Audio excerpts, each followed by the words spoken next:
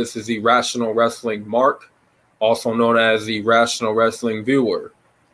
So I'm going to be giving my predictions on the Money in the Bank pay-per-view of 2023. And I just feel like giving y'all some predictions, let you know what I think is going to happen in each and every match. Give my opinion on what the result will be. And I'm just going to make this pretty quick, straightforward. So, first match is Gunther versus Matt Riddle for the Intercontinental Championship.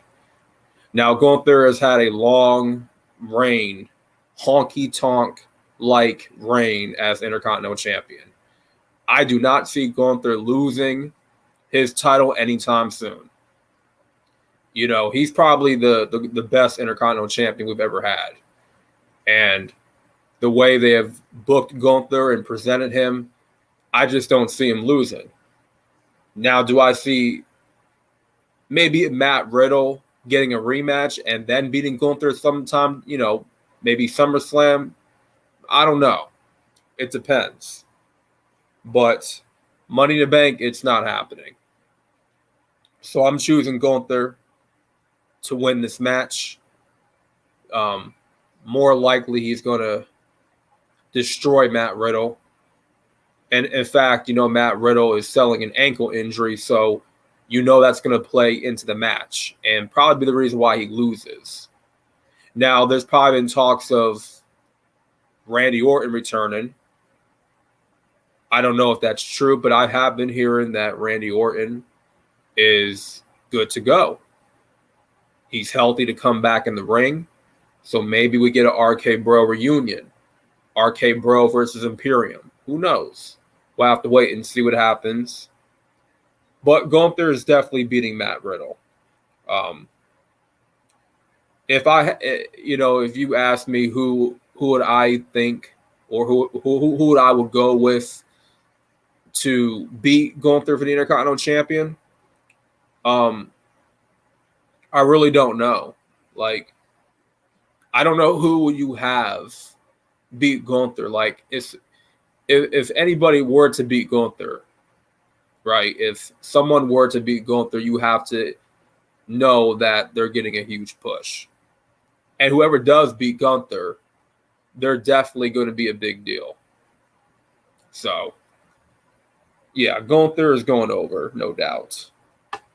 The next match we have is for the undisputed Women's Tag Team Championships. Ronda Rousey, Shayna Baszler versus Liv Morgan, Raquel Rodriguez.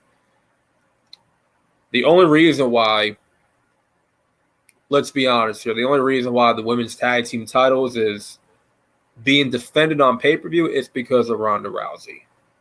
The name value of Ronda Rousey, the reason why, the tag team titles is getting some attention. Look at who's in the match.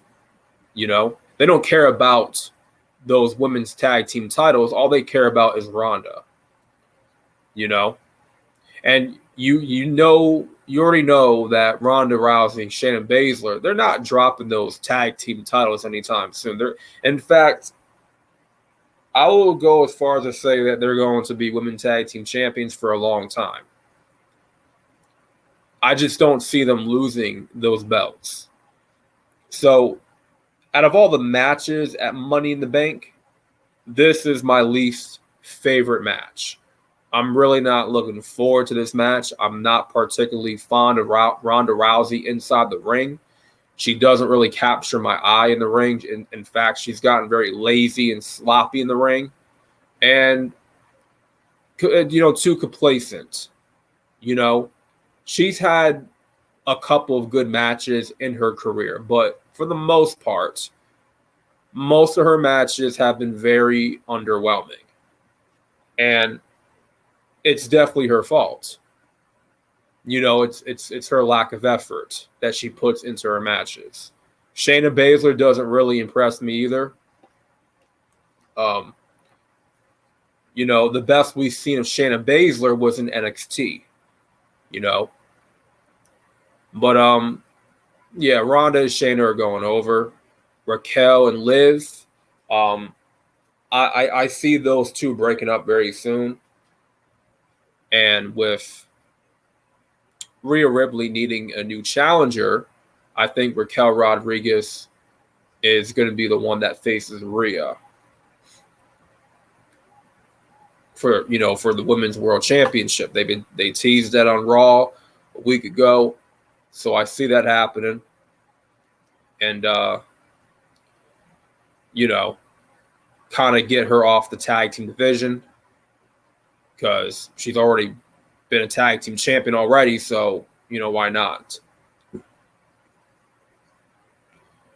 So the next match we have is Cody Rhodes versus Dominic Mysterio. The reason why I think they did this match was because look at the dynamics of this match, right? You have a clear-cut, popular babyface in Cody Rhodes, and you have a hated, disrespectful, and hated Dominic Mysterio. He's a one hell of a heel. And I talked about this in my past video. My thoughts on Dominic Mysterio as a hero. He has been killing it. Absolutely killing it. Every time he shows his face or even begins to talk, the crowd is not having it. The crowd is not having it. They hate this guy with a passion. And you got to love it, man. That's how you want your heels to be treated. That's how you want your heels to be presented. Fans don't want to see them. The fans absolutely hate their guts, and they're not fucking with Dominic Mysterio, which is a good thing. It's a good foil for Cody Rhodes because he's so over, he's loved, and he's cheered, and revered, and also revered as well. And Dom is just the perfect opponent for Cody. Now, this is just a singles match, and there's no like, what's the word I'm looking for? There's no like stipulation. There's nothing to be gained here with this match, other than just have these two guys have a match at Money in the Bank. But like someone like Dominic Mysterio, who is so over as a heel, he gets the best reactions out of everybody. So you kind of have to put him in a match at Money in the Bank, and then your top babyface in Cody Rhodes, it's like he needs a match. He's not in the Money in the Bank, but he needs a match at Money in the Bank. So why would you leave your most over babyface and your most hated heel left off the show? Well, why not just put them in the match together? That's a smart thing to do. Obviously, there's nothing to be gained. There's no stipulation. There's no reward for either guy. If Dominic wins, he gets to brag that he beat Cody Rhodes. But it's not like beating Cody Rhodes is necessarily a big deal considering he's never won the world title yet. Cody beating Dom, it's not going to matter. But this is only to set up for Brock Lesnar to come back, cost Cody the match, and Dom wins. So I think Dominic Mysterio is going to win. It's not going to be clean, okay? Rhea Ripley's going to help him win, and Brock Lesnar's going to help him win. That boy gonna need a lot of help, okay? He's going to need a lot of help to beat Cody. So, I got Dom for the win. Next, let's see here. Next, we have Seth freaking Rollins versus Finn Balor for the World Heavyweight Championship. And this could be match of the night, in my opinion. Finn Balor obviously has a legitimate gripe against Seth Rollins. I mean, there's a legit story behind this match. It goes back 7 years ago. SummerSlam 2016. Who can forget when Finn Balor became the first ever Universal Champion? Seth Rollins power bombed him through the barricade and dislocated Finn's shoulder. Finn was out for 7 to 8 months. But it's not the fact that he was out for 7 to 8 months with an injury. It's the fact that that was the one injury that cost him his spot at the top. And that's the story. Seth took that spot away from Finn. And Finn was pretty much breaded to be the next top baby face. Because it wasn't working with Roman Reigns at that time. This is a year of 2016. This is where they were trying to really push Roman to the top. It wasn't working. So Finn Balor was obviously the next big choice. But it just didn't happen after he got injured. He got hurt, and he came back, and he was never the same again. And that sucks because Finn Balor's super talented in the ring. People forget that he's had the best matches in NXT history, and you want someone like him as your top babyface. I mean, and the fans really loved Finn Balor at that time period. Like, they were rocking with Finn Balor, but he just never was the same. And he never really got booked to be on the level of a Seth Rollins or Roman Reigns. And, obviously joining the Judgment Day kind of helped him in a sense. But when you really look at it, in his match with Edge at WrestleMania, clearly Finn should have won that match. That was the match that Finn had to win to kind of, to pretty much validate himself and have that vindication that, he's one of the best. And, that would have been the perfect, that would have been a time to put him over, so that him getting a shot at the world title against Seth Rollins would have made more sense. It would have made him look a lot more stronger. And, I like the fact that they're going along with that story. Because, Finn was supposed to be the top babyface. He was supposed to lead the company, it seemed. And that injury, man, cost him everything. You're starting to see a more aggressive Finn Balor every week. He's beating Seth Rollins' ass, completely, man. And, I don't think he brings out the demon, puts the face paint on. I don't think he's going for that because he doesn't need to. He just needs to be aggressive. He just needs to be angry, a lot of intensity, because all that anger, all that frustration for 7 years building up, it has to come into the play in the match. But at the end of the day, Seth is going to win.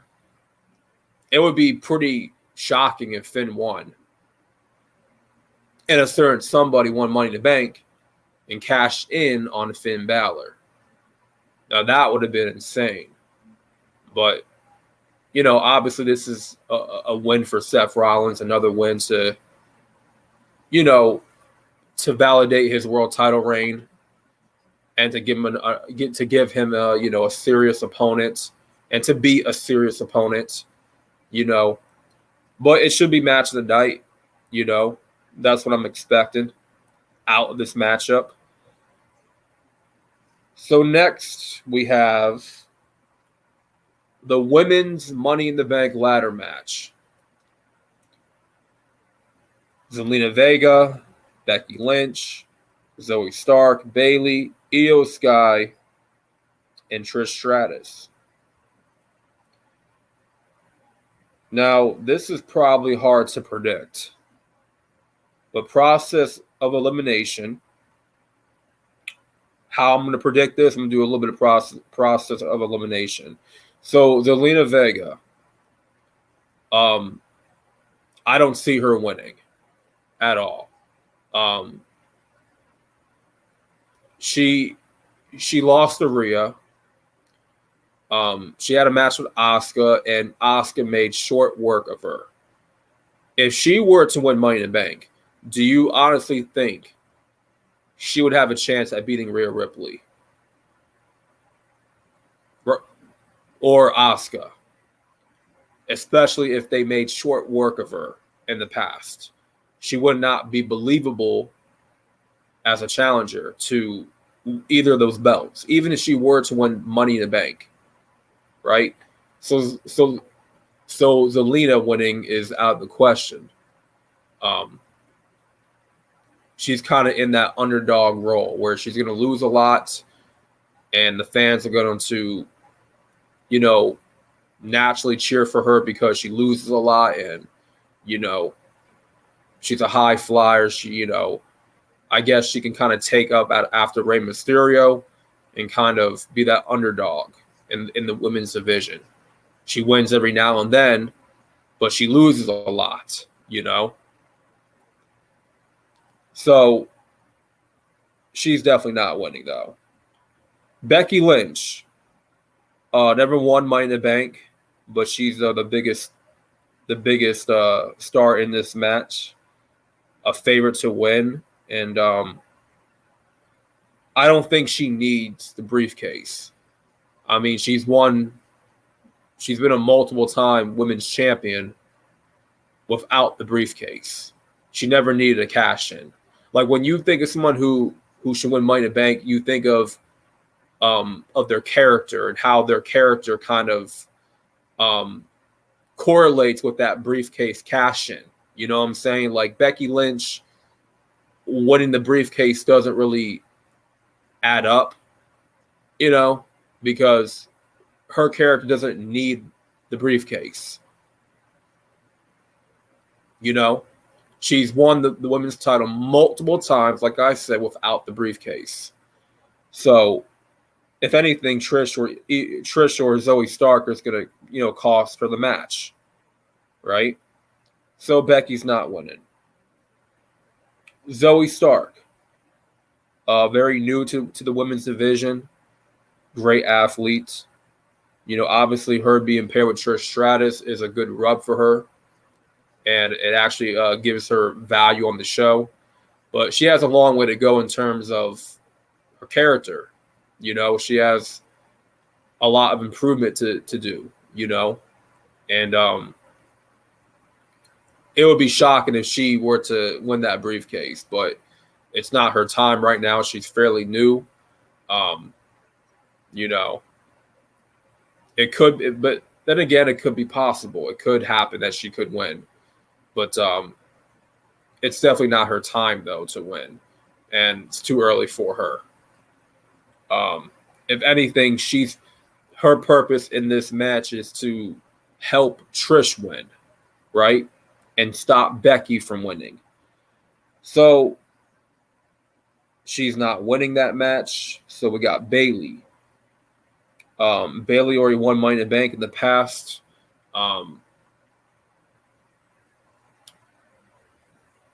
Bayley, I feel like had her moment, like she had her run, and was supposed to have her run again, when she fought Bianca last year, but she never really got over. And, she was losing all the time. And it just, once that whole feud was over with Bianca, it's like Bayley just was never the same. And it just seemed like Bayley's role in the division is to be a gatekeeper. And I think that's the perfect role for her, is to be the gatekeeper. She wins every now and then, but loses to you lead to the main stars, right? She loses to the main stars. She wins against the lower card talent, right? In the women's division, right? Or is used to get somebody else over, right? But I can definitely see her costing Io Sky the match and Io costing her the match, and those two break it up as a tag team, you know. But Bayley winning, I don't see it happening. Like I said, she's won the briefcase before, and she had her run as the women's champion, you know, and she's been women's champion already without cashing in on that briefcase. You know, granted, she needed that one time to cash in on Charlotte, but other times she didn't need the briefcase. So, and probably the favorite is Io Sky. Now, Asuka's the women's champion. Io Sky wins that briefcase. I'm already calling it now. She's cashing in on Asuka. For sure. And on top of that they've been teasing that match with Asuka and Io for a while. So her winning the briefcase would make a lot of sense. And you know, because she's a great athlete herself. You know, fans respect her. And I think for her, she needs the briefcase.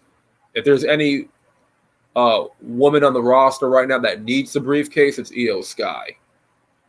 So I can definitely see her winning. She's the favorite to win. You know. So Trish Stratus. I can also see her winning too.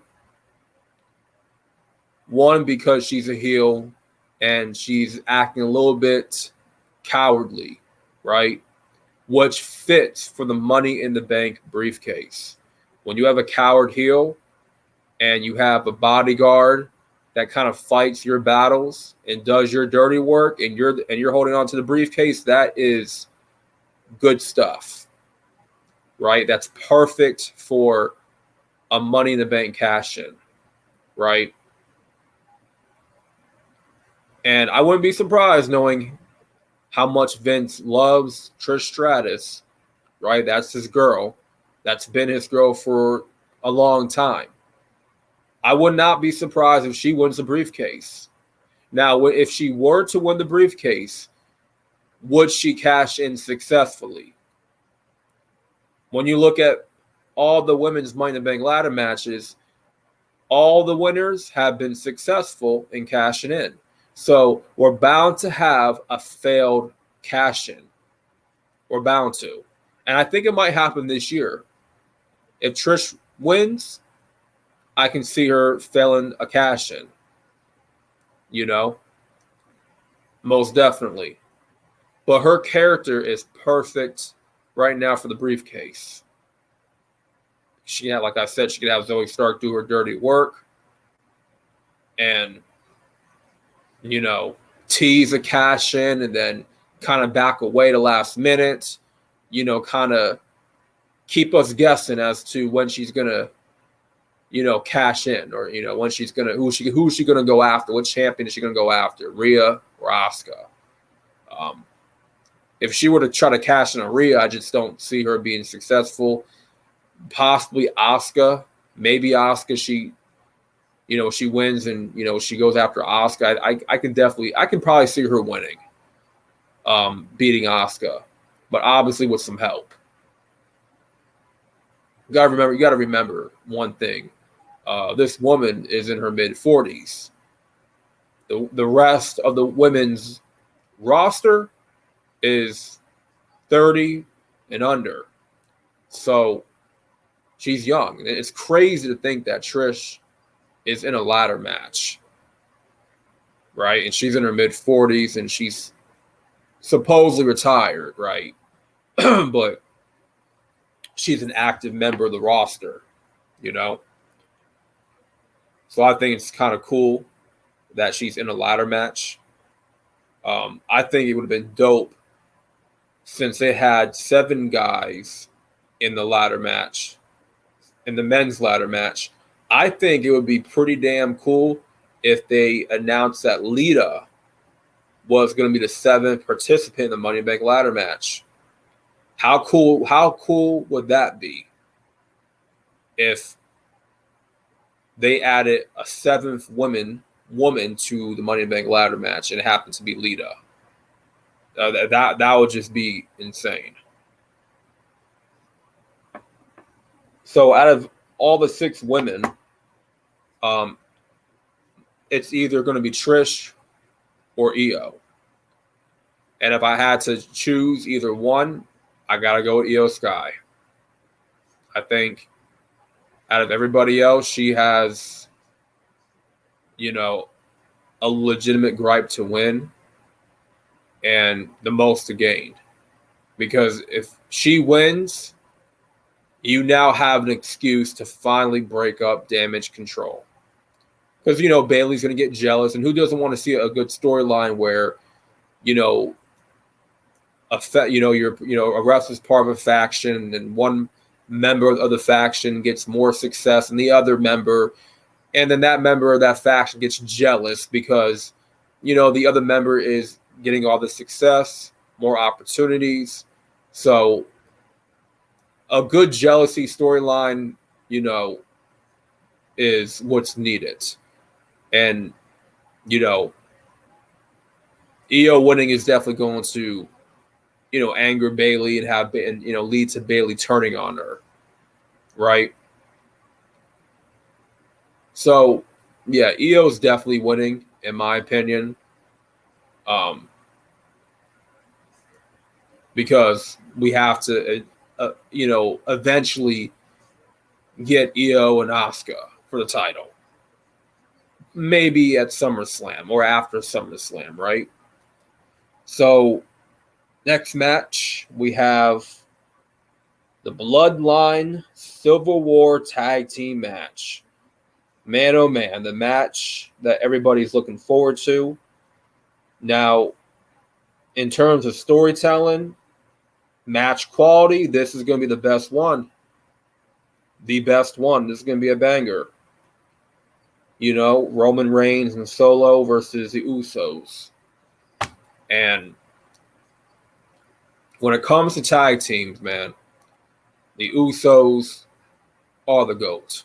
They're the greatest tag team of the century, in my opinion. Possibly the greatest tag team in tag team history. Not just because of, how well they perform, but because they're the only tag team in history that has been together consistently. No breakups. They never broke up one time. All the tag teams, all the great tag teams that you've seen, they have all broken up. They've all separated. But the Usos, no. They have never separated. They have never broken up as a tag team. For the 13 years they've been on the roster, they have never broken up. They have been consistently great, and they have, been together for so long. This one's tough to predict. There's a huge shock factor with Roman Reigns getting pinned for the first time in 3 years. And either Jay or Jimmy can pin Roman, right? My question is, where would you go from here if the Usos beat Roman and Solo, or if Roman Reigns and Solo beat the Usos? Who's going to fight Roman for the world title at SummerSlam? You would have to think either Jimmy or Jay will fight Roman, right? Or there could be a possibility that Solo could turn on Roman. He can finally get enough sick and tired of Roman Reigns' narcissistic behavior. And you saw on SmackDown how the Usos jokingly said the next tribal chief is Solo, and how Roman just laughed it off. And then the look that Solo gave Roman was very telling. And then how serious Roman Reigns got when he realized Solo wasn't playing no games. That I think that was really cool. And yeah, that definitely planted seeds for Solo to turn on Roman. But if I had to choose who goes over, it's a hard one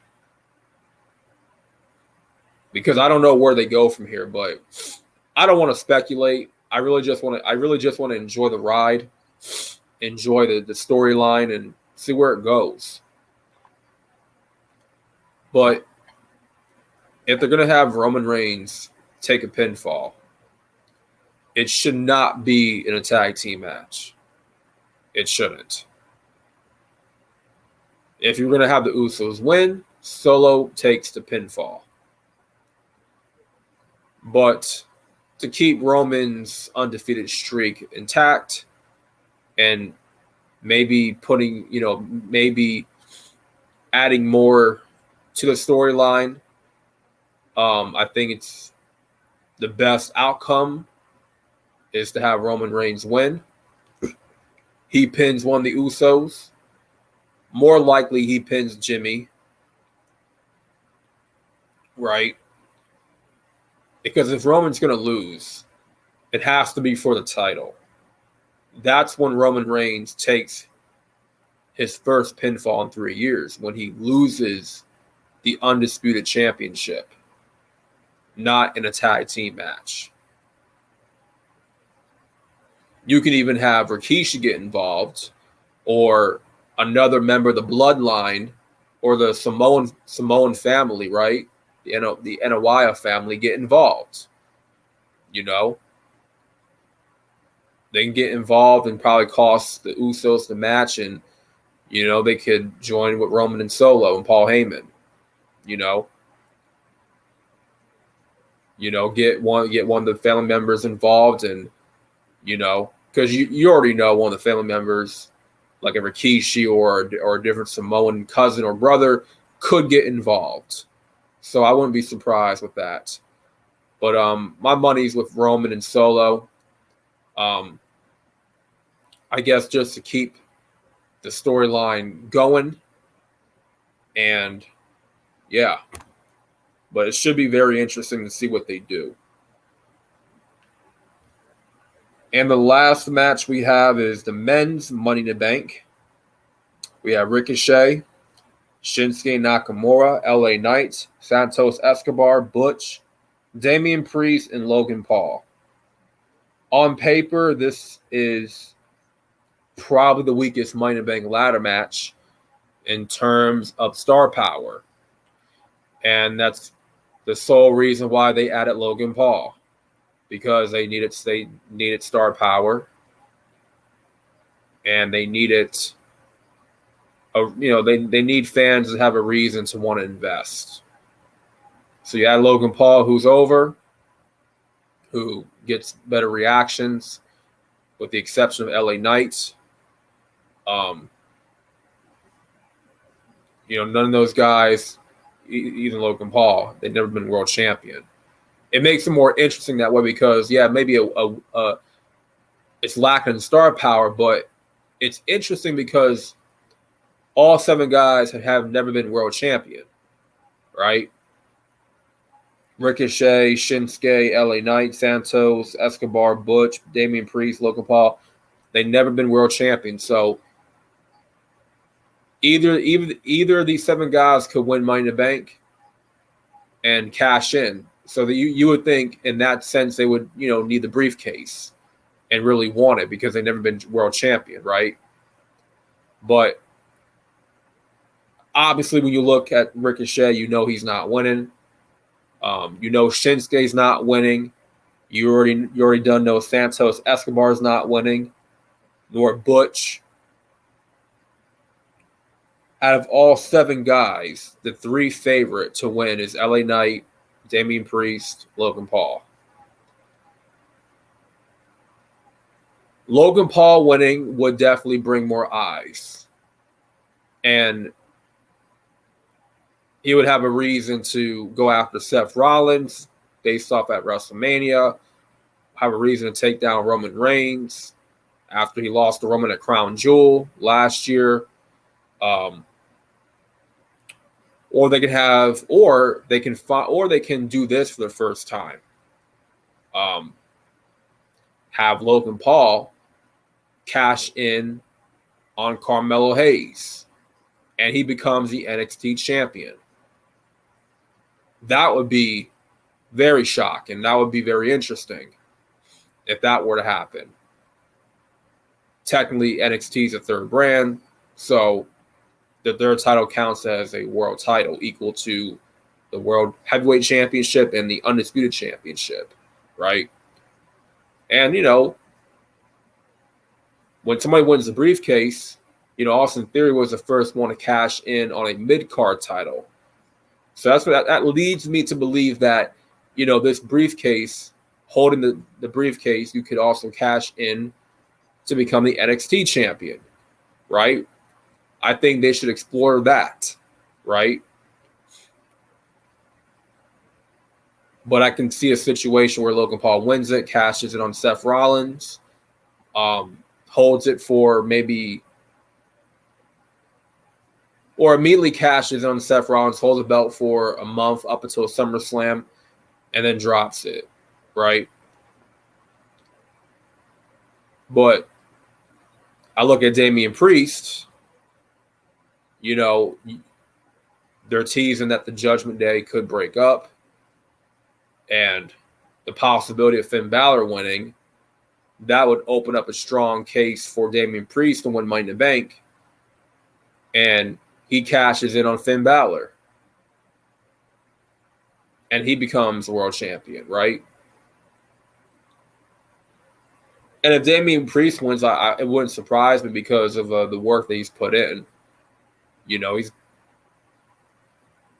done a lot in terms of putting on good matches, being a good hand, helping Bad Bunny in the matches that he's been a part of, and it could be a way to say thank you, for what you've been doing for the past couple years, and kind of give him that reward, right? Because there'll be a storyline behind him winning, right? LA Knight, not LA Knight, Logan Paul, it's specifically for business, right? Get more eyes on the product, right? Damian Priest winning is more of a storyline continuity to him winning, right? And he'll be more believable in defeating a Seth Rollins and Roman Reigns, right? If he were to win the briefcase. Like a Ricochet winning, I don't see him beating a Roman Reigns. But based off how he's been booked, I don't see him beating Seth Rollins, nor Shinsuke Nakamura, a Santos Escobar, or a Butch, right? And we got LA Knight, who is the hottest act, the most over, well, I would say behind Cody and Seth, but he's very popular right now. He's hot. And usually when a talent is hot, you have to strike when the iron is hot because you don't want them to be burned out. And then you risk the audience just losing interest and they no longer give them those same reactions because you waited so long to pull the trigger with LA Knight. The main reason why you have LA Knight winning is because he's over. The fans love him. He's the new favorite. But not just that, he's very charismatic and very good talker, knows how to entertain, and a decent wrestler, decent worker. But I can see him beating Seth Rollins if he were to, cash in, win the briefcase. Obviously, if you have LA Knight win, I would hold off on him cashing in. Because remember, you have an entire year to cash in that briefcase. It's not like you got to do it right away. I would just, wait it out, and kind of garner that interest, like, whoa, when he's going to cash in? When do you think he's going to cash in? It's been like 5-6 months, I wonder when such and such is going to cash in the briefcase. It's been so long, you kind of build up that interest and that intrigue, especially if you have an LA Knight winning, right? But a lot of people are going to say Logan Paul is going to win because he's the biggest star in the match. And obviously it's to put more eyes for SummerSlam, right? Damian Priest, from a storyline perspective, would be a great choice to win. LA Knight, from a fan perspective, popularity standpoint, him winning would make the most sense. And you can see him believably beating a Seth Rollins. Not a Roman Reigns, but more so a Seth Rollins, right? But a lot of people are going to say Logan Paul, but I'm going to go with LA Knight, right? That's my favorite to win, and that's who I'm going with. So, yeah, that about wraps up the predictions for Money in the Bank. And out of all the matches, the least I'm looking forward to is that women's tag team match. The best match on the card is most likely going to be Seth Rollins and Finn Balor, or one of the Money in the Bank ladder matches. But the Bloodline tag team match, that's the one that takes the cake for me. And yeah. So let me know your thoughts down in the comment section, your predictions, who you think is going to go over, what do you think is going to happen in terms of, the matches, and, make sure you guys like the video for the algorithm. And this is the Rational Wrestling Mark, also known as the Rational Wrestling Viewer. And I'm out, guys, and peace.